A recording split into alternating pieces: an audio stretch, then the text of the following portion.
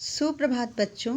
आज हम त्रयोदशः पाठः छितौ राजते भारत स्वर्णभूमि इस पाठ को पढ़ेंगे और समझेंगे। छितौ राजते भारत स्वर्णभूमि, इसका मतलब है पृथ्वी पर भारत जो है स्वर्णभूमि के समान शोभायमान है। भारत का इतिहास अत्यधिक गरिमामय रहा है। प्राचीन काल में भारत को सोने की चिड़िया कहा जाता था।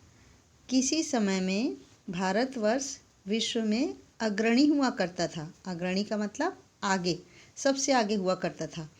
इसे विश्व गुरु का सम्मान प्राप्त था। अनेकता में एकता जैसी अनेक विशेषताएं जो हैं भारत की हुआ करती थी। भारत की प्राकृतिक सुषमा भी अद्भुत है। कवि ने इन्हीं विशेषताओं और दिव्यता को प्रस्तुत पाठ में दर्शाया है। यह डॉक्टर कृष्णचंद्र त्रिपाठी के द्वारा रचित है।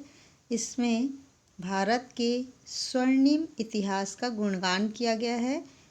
भारत की विकासशीलता तथा गतिशीलता का बहुत ही सुंदर दृश्य यहाँ पर दिखाई देता है। प्राचीन परंपरा, संस्कृति, आधुनिक मिसाइल क्षमता तथा परमाणु शक्ति संपन्नता के गीत के द्वारा कवि ने देश की सामर्थ्य शक्ति का वर्णन किया है।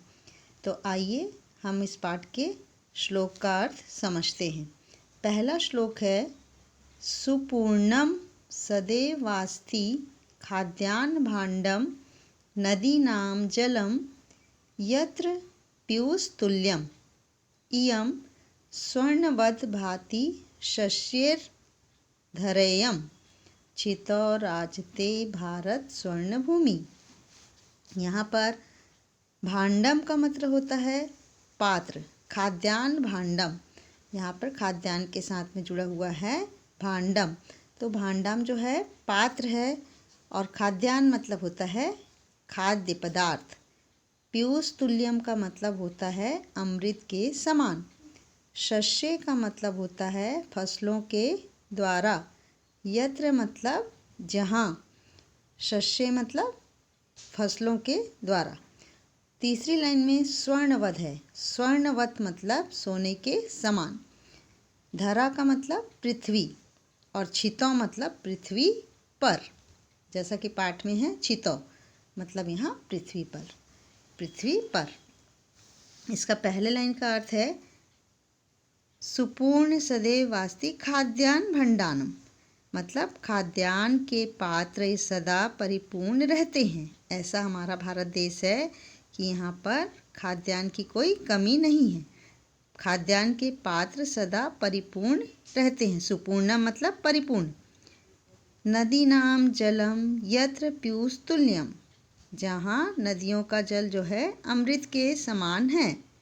यहाँ भारत देश में जो नदी है उन नदियों का जल जो है यहाँ पर अमृत के समान माना जाता है।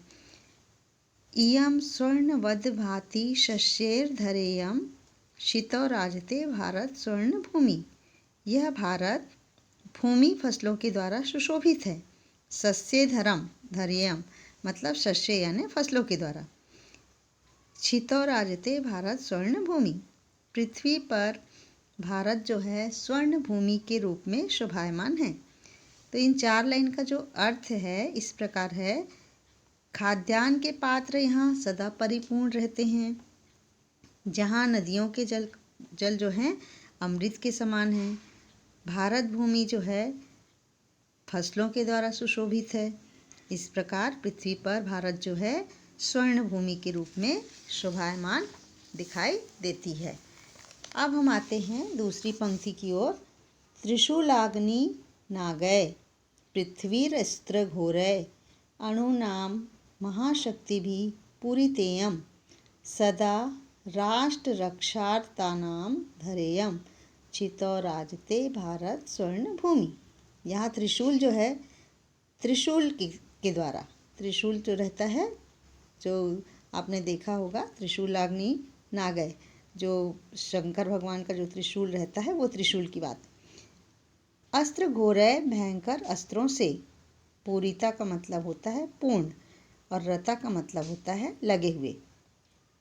तो त्रिशूल अग्नि नागय पृथ्वी स्त्र घोरय। त्रिशूल, अग्नि, नाग तथा पृथ्वी आदि जो है भयंकर अस्त्रों के द्वारा तथा परमाणु महाशक्ति के द्वारा यह पूर्ण है। मतलब भारत देश में यहाँ पर किसी भी अस्त्र शस्त्र की कमी नहीं है और परमाणु महाशक्ति के द्वारा भी ये भारत देश यहाँ पर पूर्ण है। अणुनाम महाशक्ति भी पूरितेयम मतलब परमाणु, अणुनाम मतलब परमाणु, महाशक्ति भी महाशक्ति के द्वारा यह पूरितेयम, पूरितेयम का मतलब पूर्ण है। भारत देश जो है यहाँ पर पूर्ण है। किससे? परमाणु महाशक्ति के द्वारा भी पूर्ण है। सदा राष्ट्र रक्षार्थानां धैर्यम् यह राष्ट्र रक्षा में वीरों की भूमि है। सदा राष्ट्र रक्षार्थानां धैर्यम् जो रक्षा करने वाले हमारे वीर हैं उनकी पृथ्वी है ये। यह राष्ट्र रक्षा में लीन वीरों की पृथ्वी है। छितौ राजते भारत स्वर्ण भूमि इस प्रकार पृथ्वी पर भारत रूप जो है स्वर्ण भूमि के समान शोभायमान है। ये जो जितने भी हमारे हैं सब वीर जो हैं, अस्त्र शस्त्र है, परमाणु की महाशक्ति है, ये सब हमारे लिए क्या हैं? स्वर्ण भूमि है, स्वर्ण के समान है। इसलिए भारत को स्वर्ण भूमि कहा गया है। स्वर्ण के समान शोभायमान है ये सब पृथ्वी पर, इसलिए यहाँ पर भारत को स्वर्ण भूमि के रूप में शोभायमान बताया गया है। इयं वीर भोग्या तथा कर्म सेव्या जगद वंदनीया च भू देवगेया सदा पर्वणा मुत्सवानां धैर्यम् छितौ राजते भारत स्वर्ण भूमि। यहाँ पर हर पंक्ति में लास्ट में छितौ राजते भारत स्वर्ण भूमि, इसका मतलब तो आप समझ गए होंगे कि पृथ्वी पर जो है भारत जो है स्वर्ण भूमि के समान शोभायमान है।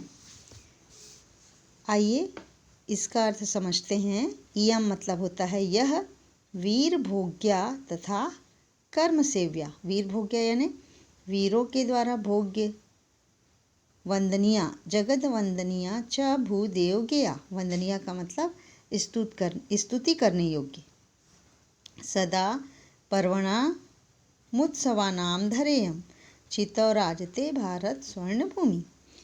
पहली लाइन का अर्थ है इयं वीर भोग्या तथा कर्म सेव्या, यह वीरों के द्वारा भोग्य, कर्म के द्वारा सेवनीय, विश्व के द्वारा स्तुति करने योग्य, जगत वंदनीय मतलब जगत यानी विश्व, जगत वंदनीया, वंदनीय यानी स्तुति करने योग्य, च भूदेव गेया मतलब तथा देवताओं के द्वारा आने योग्य भूमि है। यह सदा पर्वों की तथा उत्सवों की पृथ्वी है।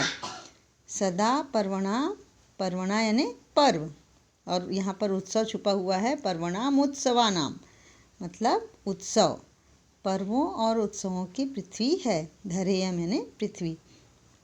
छितौ राजते भारत स्वर्ण भूमि, पृथ्वी पर भारत भूमि स्वर्ण भूमि शोभायमान है। इस प्रकार ये तीसरी पंक्ति का अर्थ है। अब यहाँ पर हम एक बार तीनों का अर्थ समझ लेते हैं कि कवि ने बताया है खाद्यान्न के पात्र सदा परिपूर्ण रहते हैं, जहाँ नदियों का जल अमृत के समान है। यह भारत जो है फसलों के द्वारा सुशोभित है। पृथ्वी पर भारत जो है स्वर्ण भूमि के रूप में शोभायमान है। त्रिशूल, अग्नि, नाग तथा पृथ्वी आदि भयंकर अस्त्रों के द्वारा तथा परमाणु महाशक्ति के द्वारा यह पूर्ण है। यह राष्ट्र रक्षा में लीन जो है वीरों की पृथ्वी है। पृथ्वी पर भारत रूप स्वर्ण रूप से स्वर्ण भूमि के रूप में शोभायमान है। यह वीरों के द्वारा भोग्य, कर्म के द्वारा सेवनीय, विश्व के द्वारा विस्तुति करने योग्य तथा देवताओं के द्वारा आने योग्य भूमि है। यह सदा पर्वों की तथा उत्सवों की पृथ्वी है। पृथ्वी पर भारत रूप स्वर्ण भूमि शोभायमान है। तो कवि ने यही बताना चाहा है इन पंक्तियों में कि जो पृथ्वी हमारी है ये भारत रूप में स्वर्ण भूमि के रूप में शोभायमान दिखाई देती है। आगे की हम 3 पंक्ति अगली कक्षा में पढ़ेंगे। अभी हम 3 पंक्तियों का अर्थ समझ चुके हैं।